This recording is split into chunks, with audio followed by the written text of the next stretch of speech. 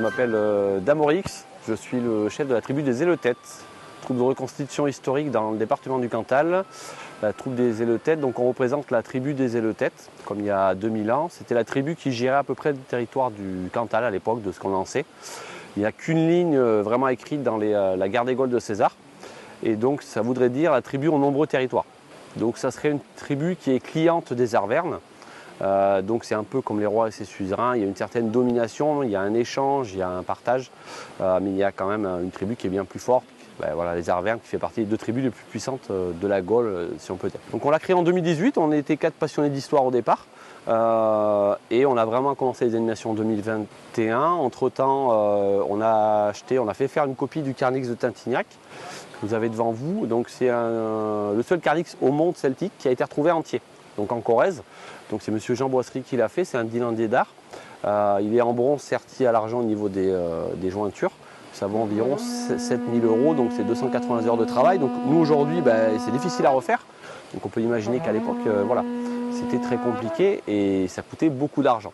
L'idée du Carnix, voilà, pour faire court, en gros, c'est une trompe de guerre pour impressionner l'ennemi via la richesse, via le son, via la gueule de l'animal. Là, c'est un sanglier qui n'est pas encore adulte parce qu'il n'a que 2 crocs sur 4.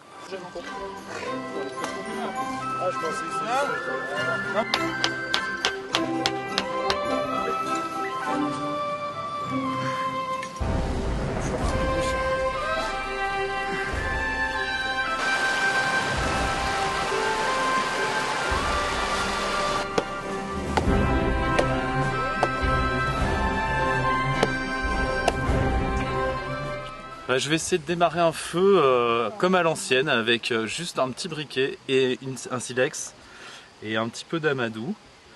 Donc on va tenter l'expérience, j'espère que ça va aller parce qu'il y a un petit peu de vent, on va essayer de se mettre un peu à l'abri. Ah, mal. Non, allez, je m'enlève. Ah non, justement, je te vois sur la photo. C'est bon? C'est parti. Ah, Bravo! allez, Ati. Super. Bravo, Feu Céus. notamment les fossus. Allez. Non, bouge pas.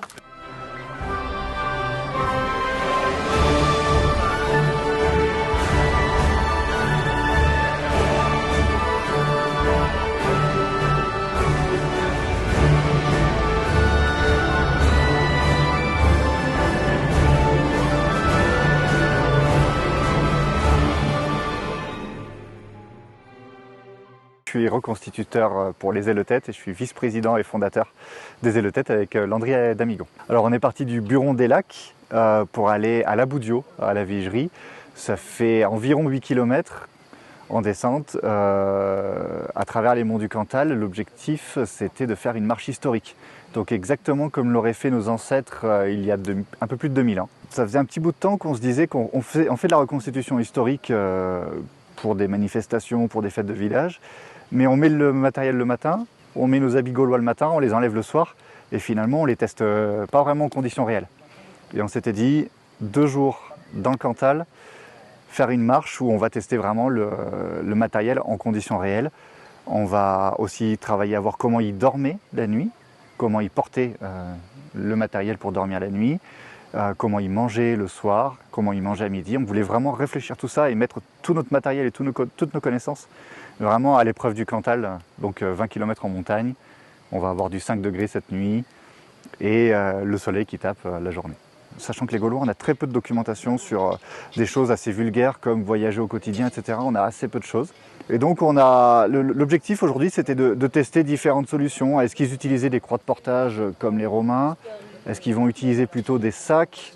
On sait que les Gaulois sont très forts à cheval et vont beaucoup utiliser le char ou la charrette. Mais on voulait aussi utiliser un secteur où la charrette, elle passe pas. Le col de Cabre, une charrette, ça ne montera pas, il n'y a rien à faire. Donc on voulait vraiment travailler là-dessus. On ne savait pas à quoi pouvait ressembler un sac gaulois avant de faire la marche. On avait forcément besoin d'un sac. Et on a travaillé avec une maroquinière d'art de Morse qui nous a fait tous nos sacs sur le cahier des charges qu'on lui avait donné. Mais on fait Shifumi. Voilà, Shifumi. Demain, on rentre à Mandaï, 12 km sur la Via Terrana. Pour le coup, on a retrouvé la Via Terrana, qui est une des variantes de la Via Celtica, donc une voie de communication connue à l'époque de la Gaule, qui passe par Dienne, qui remonte vers Alanche, et qui, dans l'autre sens, prend la vallée de la Jordane. Et on a le col de Cabre, qui n'est pas très haut, finalement, que les randonneurs connaissent bien, parce que c'est un point de passage intéressant dans les monts du Cantal. Ça fait 12 km et on va être à 600 de dénivelé positif. Le tout en chaussures d'époque. Ça devrait le faire.